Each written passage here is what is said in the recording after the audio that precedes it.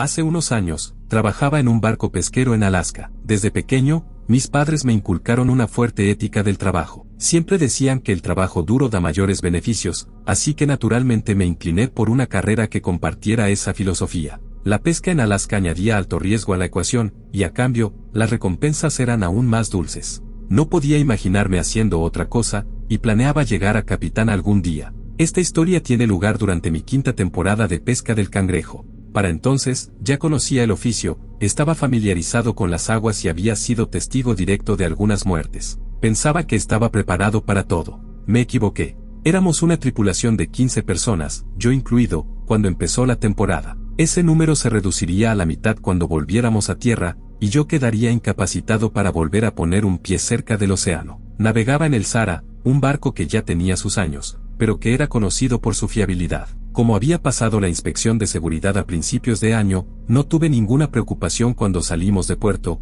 rumbo a las frías aguas del Pacífico Norte. Era emocionante estar de nuevo en el mar, con la brisa fresca y salada, y unas aguas tan vastas que solo se veía el azul en kilómetros a la redonda. La emoción de emprender un nuevo viaje era electrizante. Siempre celebramos una fiesta la primera y la última noche. Era una tradición. Incluso el capitán se unía, bailaba, cantaba y bebía. A los 2 días de travesía, notamos el primer síntoma de problemas. El Sara estaba escorado a estribor. No era un ángulo peligroso, y tras consultar al ingeniero del barco, el capitán decidió que era seguro adentrarse en el Pacífico Norte. Planeaba equilibrarlo una vez que empezáramos a cargar cangrejos en las cubiertas. Llenaríamos de más la carga de babor y de menos la de estribor. No cuestioné el plan. Parecía razonable, y además, yo solo era un peón de cubierta. A medida que avanzaba el viaje, mi preocupación iba en aumento. La lista empeoró a lo largo de la semana siguiente. Pasó de una inclinación apenas perceptible, a arderme las pantorrillas por el esfuerzo contra la atracción de la gravedad hacia estribor. Fue entonces cuando el capitán empezó a hacer muchas llamadas.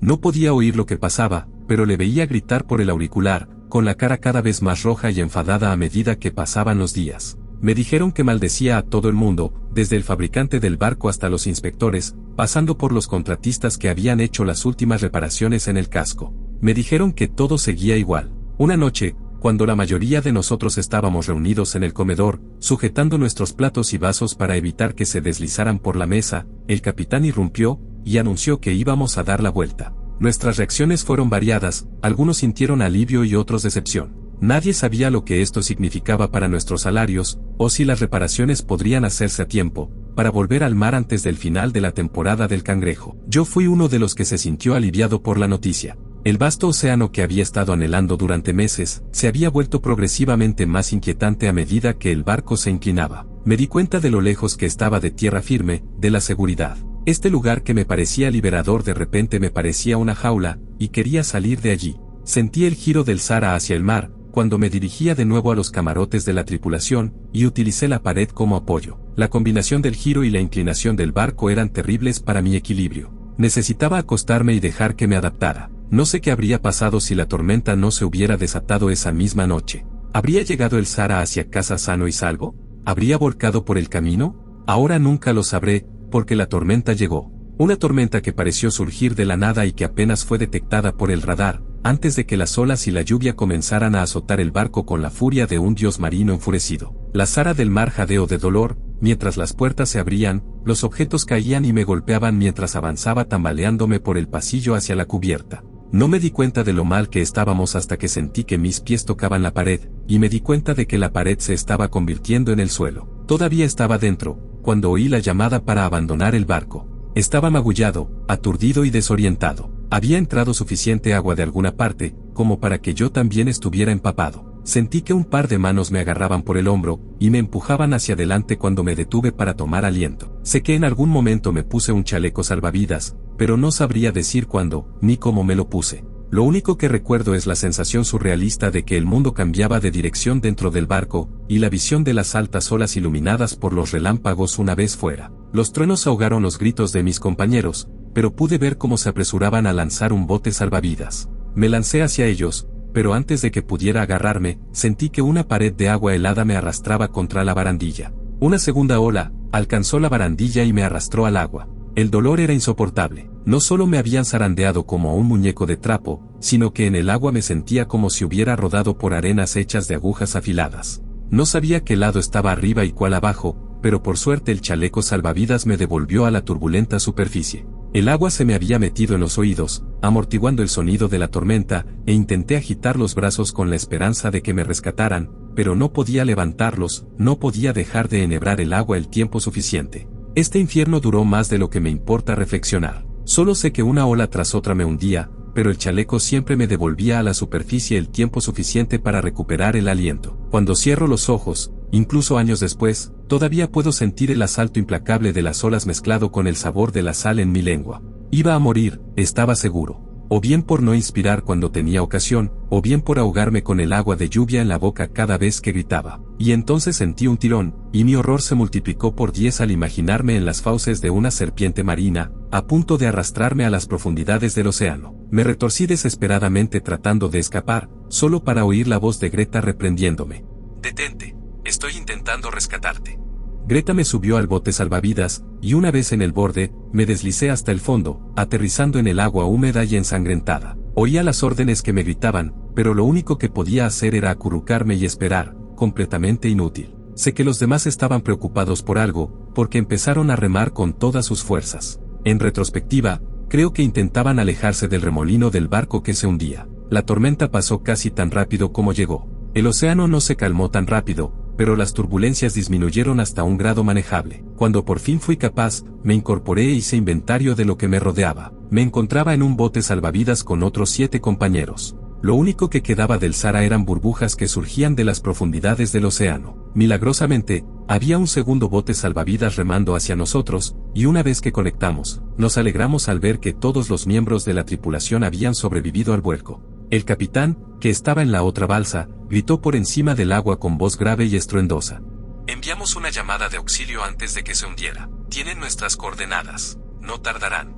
Esperaba que tuviera razón, porque me temblaban las manos por el frío y la adrenalina, que se agotaba rápidamente. Atamos las balsas, hicimos inventario de provisiones, comida, primeros auxilios y esperamos. Ahora, uno pensaría que habría vítores cuando la luz apareciera en el horizonte, que todos empezarían a remar, a saludar y a celebrarlo. En lugar de eso, se hizo un silencio repentino y sepulcral, mientras una oleada común de ansiedad se filtraba entre nosotros. Greta, John, Sarai e incluso el capitán mostraban expresiones de angustia. Este último sostenía la pistola de bengalas, pero su dedo golpeaba nerviosamente el disparador. A veces, sin saber por qué, tienes un mal presentimiento. La gente lo llama un sexto sentido, pero yo creo que es más sencillo que eso. Creo que son peligros percibidos, pero eludidos por el cerebro para que puedas actuar más rápido de lo que puedes pensar. Es como si pudieras analizar activamente el lenguaje corporal de una persona, para obtener más información de la que obtendrías solo escuchando sus palabras, pero aunque no lo intentes, sigues percibiendo inconscientemente las pequeñas señales que muestran incomodidad, enfado o atracción.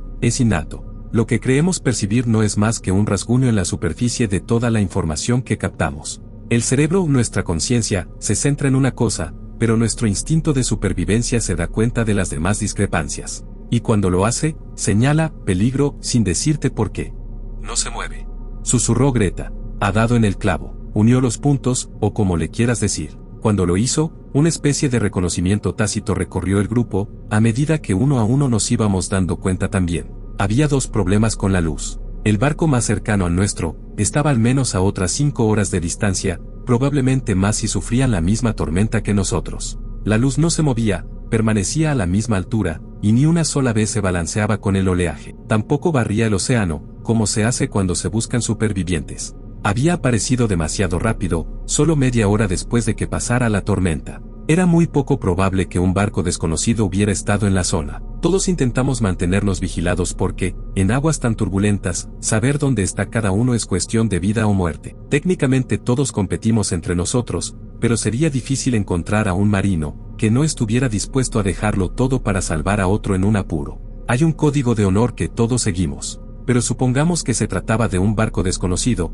que respondía a nuestra llamada de socorro, aún teníamos que lidiar con el segundo problema de su inmovilidad antinatural. Se me retorció el estómago preguntándome qué significaba. Esta luz estaba fija en un único punto en la distancia cercana. No brillaba, estaba palpitando, pero ni una sola vez se movió sobre ningún tipo de eje, como debería si estuviera buscando en el agua, y era inmune al empuje y la atracción de las olas del océano. No hay ningún barco en la tierra que pueda hacer eso. La única explicación razonable era que podría tratarse de un helicóptero de la Guardia Costera, planeando perfectamente en su sitio y peligrosamente bajo. Pero, de nuevo, incluso si se hubiera desplegado en el segundo en que se envió la llamada de socorro, un helicóptero de rescate no podría haber llegado hasta nosotros tan rápido. La luz era imposible. La luz parecía amenazadora. La luz actuaba como un señuelo, incitándonos a acercarnos a ella. El estampido de una explosión me devolvió a la realidad, seguido de un crujido en lo alto. El capitán había disparado una de las bengalas. Quedó suspendida en el aire, formando lentamente un arco descendente. Recuerdo que sentí tanto miedo que clavé los dedos en el bote salvavidas.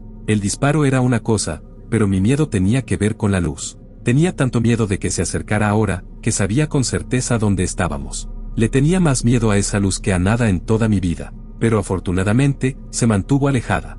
«Remen», ordenó el capitán. Nadie se movió, ni siquiera para respirar. «Remen, maldita sea». John tomó el remo, pero Greta lo agarró por el antebrazo y lo detuvo, negando con la cabeza. El capitán nos miró con ojos desorbitados. Había adoptado una postura autoritaria, pero ni siquiera él era capaz de reprimir sus temblores de miedo. Si uno seguía la lógica, tenía razón, debíamos dirigirnos hacia la luz. Pero, cuanto más tiempo contemplábamos aquella cosa inamovible, más nos inquietaba. Es curioso que algo tan sencillo como balancearse arriba y abajo, podría haber aliviado nuestra ansiedad. Pero la luz no lo hizo, ni una sola vez. Enfrentado a la negativa de la tripulación, el capitán refunfuñó y agarró un remo. «Bien», siseó. «Yo iré. Cualquier hombre o mujer demasiado cobarde para venir puede pasar a la balsa de los cobardes». Nos señaló. «Quien sea valiente, que venga conmigo. Tenemos que avisar a ese barco antes de que siga adelante sin nosotros». La bengala golpeó el agua y escupió unas cuantas brasas moribundas más. Me sorprendió ver a algunos compañeros de tripulación levantarse. John y un par más se trasladaron a la balsa del capitán. Un número igual se trasladó a la balsa de los cobardes. Con desprecio en su rostro agrio y ajado por el mar, el capitán cortó los cabos que nos separaban, y dirigió su balsa hacia el reflector. Incluso mientras navegaban, les rogamos que no lo hicieran, pero era como si se hubieran contagiado de bravuconería. Podía oírles corear acompasadamente, izquierda, derecha, hasta que fueron un punto en el horizonte. 10 minutos después de que se silenciaran las voces, en el momento estimado en que la balsa del capitán habría alcanzado la luz, esta desapareció de repente. El capitán, John y los otros 5 tripulantes de la balsa no volvieron a ser vistos, ni a saberse nada de ellos. La balsa no ha vuelto a aparecer, a pesar de estar equipada con un rastreador de emergencia. También han desaparecido aviones equipados con la misma tecnología, así que podría ser que esos rastreadores no sirvieran de mucho, pero aún así me da pesadillas pensar lo que me habría pasado si hubiéramos seguido al capitán. En cuanto a nosotros, tardamos 7 horas, pero finalmente fuimos rescatados por la tripulación del Ross. Como era de esperar, la tormenta había retrasado los intentos de rescate. Revisaron las aguas donde habíamos visto por última vez la balsa del capitán, abandonando la búsqueda solo cuando llegaron los guardacostas y se hicieron cargo. Aquella noche tuve pesadillas, en las que la luz se acercaba más y más, y cada vez que su resplandor estaba a punto de alcanzarme, sentía una presión en la cabeza como si estuviera a punto de estallar, y un dolor abrasador y ardiente en la piel. Luego, me despertaba empapado en sudor. Ahora trabajo como camionero, un trabajo sin salida al mar. Conduzco a través de todo tipo de lugares espeluznantes. He visto algunas cosas en este trabajo, pero nada me ha asustado más que la luz que vi aquella terrible noche. No sé si se debe a la falta de cierre alrededor de la balsa del capitán, o si mi subconsciente vio algo que sintió que era mejor que mi cerebro no supiera. No lo sé. No me gusta pensar en ello. Pero ahora que he escrito esto, creo que por fin puedo seguir adelante, en cierto modo. Todavía me mantengo en contacto con Greta. Ahora capitanea su propio barco. No podría estar más feliz por ella. Pero a veces, cuando nos ponemos al día, habla de esa noche y siempre dice que se ha perdido otro barco en la misma zona. Creo que ya van 5. No hay supervivientes, aunque la última transmisión de uno de los barcos mencionó haber visto una luz en el horizonte. Los marineros lo empiezan a llamar el Triángulo de Alaska. Una parte de mí desearía saber de forma concluyente lo que está pasando ahí fuera, pero sobre todo me alegro de estar aquí en tierra firme, lejos de la luz.